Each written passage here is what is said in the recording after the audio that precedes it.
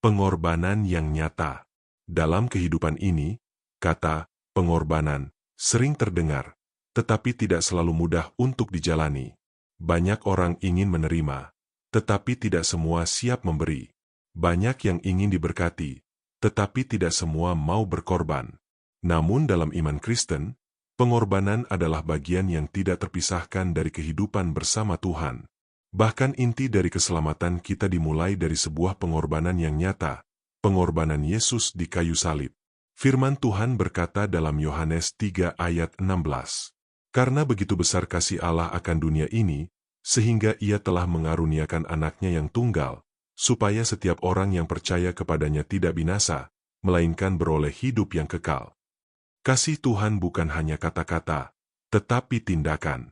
Ia rela memberikan yang terbaik, anaknya sendiri, demi keselamatan kita. Ini adalah pengorbanan yang nyata, yang membuktikan betapa besar kasih-Nya kepada kita. Pertanyaannya sekarang, bagaimana dengan kita? Apakah kita juga hidup dalam pengorbanan yang nyata kepada Tuhan? Roma 12 ayat 1 berkata, "Karena itu, saudara-saudara, demi kemurahan Allah aku menasihatkan kamu, supaya kamu mempersembahkan tubuhmu sebagai persembahan yang hidup, yang kudus dan yang berkenan kepada Allah. Itu adalah ibadahmu yang sejati." Ayat ini mengajarkan bahwa hidup kita seharusnya menjadi persembahan. Bukan hanya sebagian, tetapi seluruh hidup kita, pikiran, waktu, tenaga, dan keputusan kita. Pengorbanan yang nyata bukan hanya tentang hal besar, tetapi juga tentang hal-hal kecil setiap hari.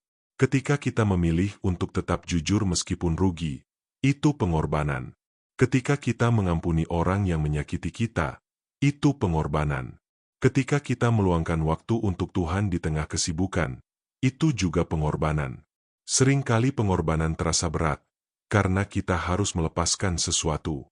Bisa itu kenyamanan, ego, atau keinginan pribadi. Namun justru disitulah kita belajar mengasihi Tuhan dengan sungguh-sungguh. Yesus berkata dalam Lukas 9 ayat 23, katanya kepada mereka semua, "Setiap orang yang mau mengikut aku, ia harus menyangkal dirinya, memikul salibnya setiap hari dan mengikut aku." Mengikut Yesus berarti hidup dalam pengorbanan. Bukan karena kita dipaksa, tetapi karena kita mengasihi Dia. Pengorbanan yang sejati lahir dari kasih. Ketika kita mengasihi Tuhan, kita tidak lagi melihat pengorbanan sebagai beban, tetapi sebagai bentuk penyembahan. Kita memberi bukan karena harus, tetapi karena kita rindu menyenangkan hati Tuhan. Ibrani 13 ayat 16 juga mengingatkan, "Dan janganlah kamu lupa berbuat baik dan memberi bantuan, sebab korban-korban yang demikianlah yang berkenan kepada Allah." Tuhan melihat setiap pengorbanan kita, sekecil apapun itu. Tidak ada yang sia-sia. Apa yang kita lakukan dengan tulus untuk Tuhan akan berkenan di hadapan-Nya. Hari ini, mari kita periksa hidup kita. Apakah kita sudah hidup dalam pengorbanan yang nyata? Ataukah kita masih lebih banyak menahan daripada memberi? Tuhan tidak menuntut kita menjadi sempurna, tetapi Ia rindu melihat hati yang rela. Hati yang mau menyerahkan hidup, bukan hanya kata-kata. Mari kita belajar untuk hidup sebagai persembahan. Memberikan yang terbaik kepada Tuhan, bukan sisa. Mengasihi dengan tindakan, bukan hanya ucapan. Karena pada akhirnya, hidup yang paling berarti adalah hidup yang dipersembahkan bagi Tuhan. Mari berdoa. Tuhan, aku bersyukur atas pengorbanan MU yang begitu besar dalam hidupku.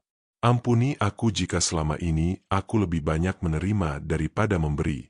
Ajarku untuk hidup dalam pengorbanan yang nyata, bukan hanya dengan kata-kata tetapi dengan tindakan. Beri aku hati yang rela menyerahkan hidupku kepadamu. Biarlah setiap yang kulakukan berkenan di hadapan MU. Di dalam nama Tuhan Yesus aku berdoa. Amin. Jika renungan ini memberkati hidupmu, jangan lupa untuk like, subscribe, dan bagikan kepada orang lain agar semakin banyak orang dikuatkan oleh firman Tuhan.